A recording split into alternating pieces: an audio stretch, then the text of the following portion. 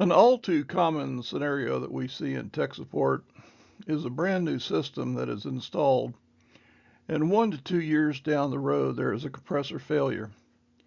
The installing contractor replaces the defective compressor. In a few months to a year, the second compressor fails. Homeowner and dealer are completely frustrated and want to know why they have had two compressor failures on this system when they feel they have done everything right. How can this be prevented? In order to get an answer to this question, we need to look at a couple of things. One thing that we need to look at is the way that the system has been piped. There is a residential piping and long line guideline that is available for the installing contractor to consult to make sure that line sizes are correct, that all the accessories that have been added are installed correctly, liquid line, solenoid valve, traps, whatever is put into the system is done correctly. So there's nothing in the piping that would contribute to a compressor failure. One thing that is critical to the longevity of a system is that the system be installed with a new clean line set and that it be properly installed and properly evacuated at startup. Nothing will prolong the life of a compressor more than a clean, properly installed line set. The other thing that we want to determine is, why did the compressor fail? What type of failure was it? There's a mechanical failure where bearings may seize or a part inside the compressor could fail. There's electrical failures where there might be a short or something in the windings of the compressor. There's a mild burnout, which we consider to be a burnout where the compressor failed right away and did not have time to pump acid and contaminants throughout the system.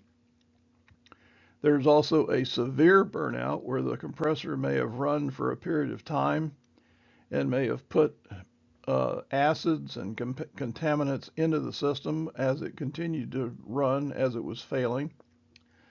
So, was there an acid test taken to see if there is any acid in the system that's going to attack other components? And were other components replaced other than the compressor? Another issue you want to take a look at is your voltage issues. You want to look at your voltage current imbalance and see if your incoming voltage to the unit is in line with manufacturer's specifications. If not, you may need to get a local utility company out to make sure that the proper current is being supplied to the unit. And another thing that we've learned over the years with inverter product is that it is a very good idea to put a surge protector on the system. When inverters first came out, we were under the impression that the protection that the inverters and the filter board provided would be good enough for the unit. But we have learned over the years that a good surge protector will ensure the longevity of the compressor in an inverter system. So if you have a second compressor failure, we would recommend using a high quality surge protector to protect your investment. The other thing that many service techs overlook is the suction line accumulator. We used to teach that accumulators were just a storage tank for excess refrigerant. But now if you go through any kind of a class on heat pumps, they will tell you that an accumulator is a compressor protection device. The suction gas is drawn into the accumulator, and if there's any liquid droplets of refrigerant, they will fall to the bottom of the accumulator and will then evaporate off and go back to the compressor as a gas. Also, oil that is traveling through the system with the refrigerant will also drop into the bottom of the accumulator. The oil is returned to the compressor through a hole in the bottom of the tubing, and usually there's a screen covering that hole. If you have a burnout or any failure of the compressor that puts acid and contaminants throughout the system, these contaminants will accumulate in the bottom of the accumulator and possibly will plug this screen in this hole and will prevent the oil from returning back to the compressor. So you know what happens next. Oil not returning to the compressor means that the bearings after a month, 2 months, a year will seize up and you will have a second compressor failure. So if there was any chance that any contaminants got out into the system on a heat pump, it's a good idea to replace the accumulator when you put in the second compressor.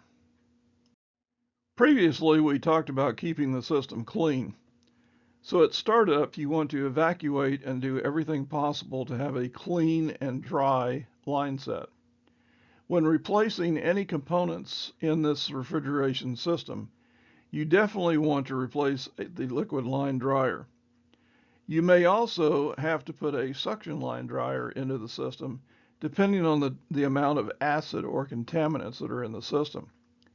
But remember, when putting a suction line dryer into a refrigerant system, the manufacturer's recommendation is to allow that suction line dryer to remain in the system for only 72 hours of compressor runtime. After that, it should be replaced, or if the system has been cleaned, it can be taken out and not put back into the system.